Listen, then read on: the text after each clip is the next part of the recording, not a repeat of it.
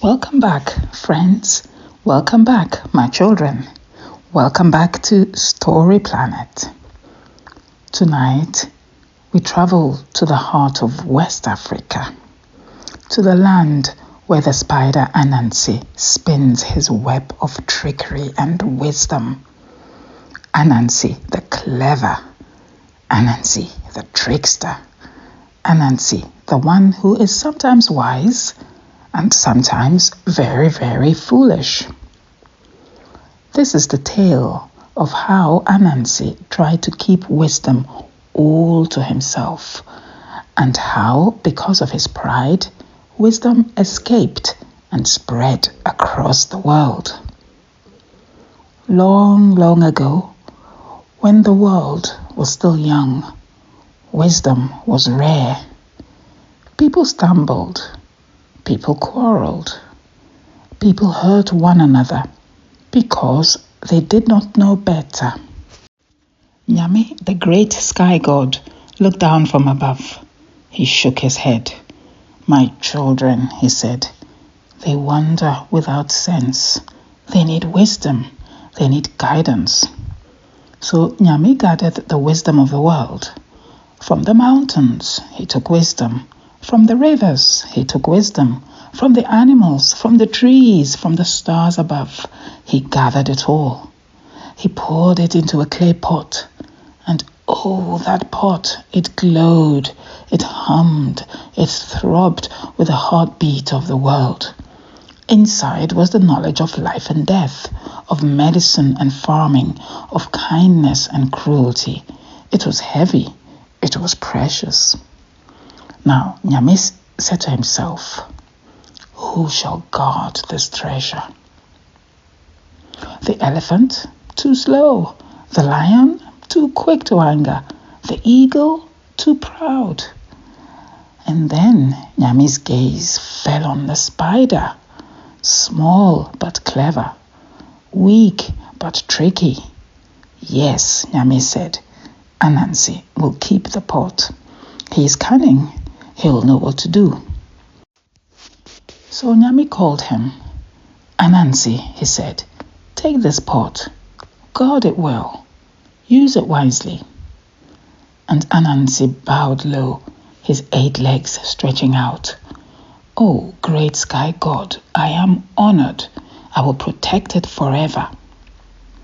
But inside his little spider heart, another voice whispered, "Ha!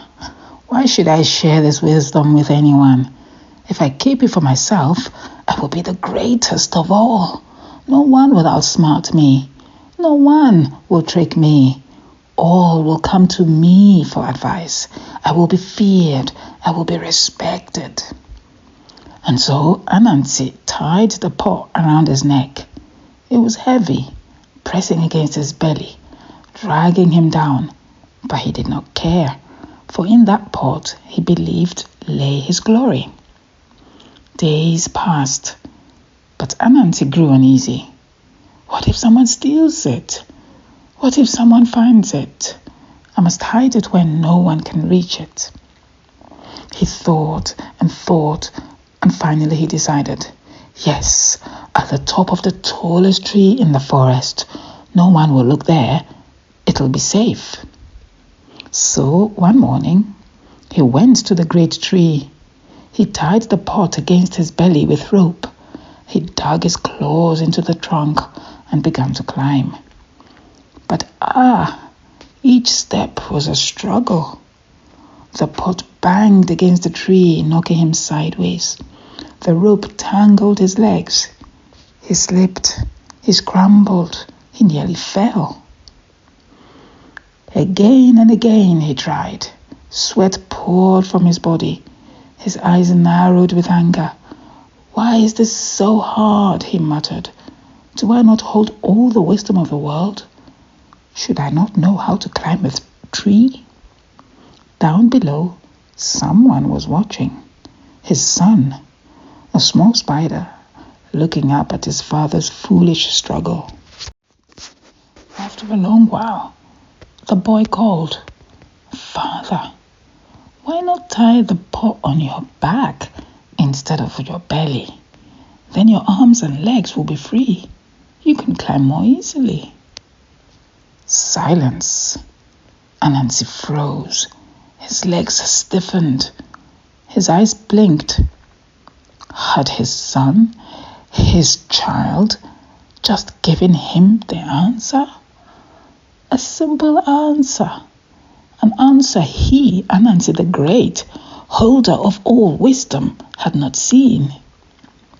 His pride burned like fire.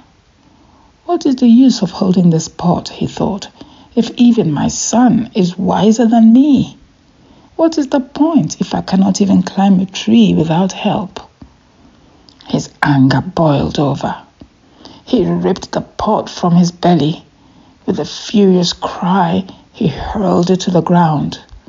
The pot shattered. It cracked and splintered into 1,000 pieces, and out spilled the wisdom of the world. It flew into the air. It ran into the rivers. It seeped into the soil. It soared with the birds. It entered the hearts of men, women, and children everywhere. From that day on, no one held all the wisdom, but each person carried a piece. The farmer knew when to plant. The hunter knew how to track. The mother knew how to soothe her baby. The healer knew which herbs to pick. Each person had a fragment, but no one had it all. That is why, my children, no one is truly wise in everything. And that is why we must listen to each other, learn from each other, share what we know. The elders tell us wisdom is like a flame. If you cover it, it dies. But if you share it, it spreads. Anansi wanted to keep wisdom, but in the end, his foolishness gave it to the whole world. And perhaps that was Nyame's plan all along. For wisdom locked in a pot is useless. But wisdom scattered among people lives forever. So remember this. Do not hoard knowledge. Do not let pride blind you. And do not forget that every person, no matter how small, holds something worth learning. Anansi thought he had lost, but in truth, he gave us the greatest gift. And that, my children, is the story of Anansi and the Pot of Wisdom. What did you think of this story? This one is a very famous story in Ghana in West Africa. It's one of the most beloved stories in the whole of Ghana, at least in the traditional villages where grandmas and grandpas, uncles and aunts tell these kinds of African folklore stories to their children, grandchildren, nieces, nephews. It's a truly remarkable art that I hope to keep going. So tell me, did you enjoy it? Would you like more of these stories? I can certainly find them for you. Take care until the next story. See you then.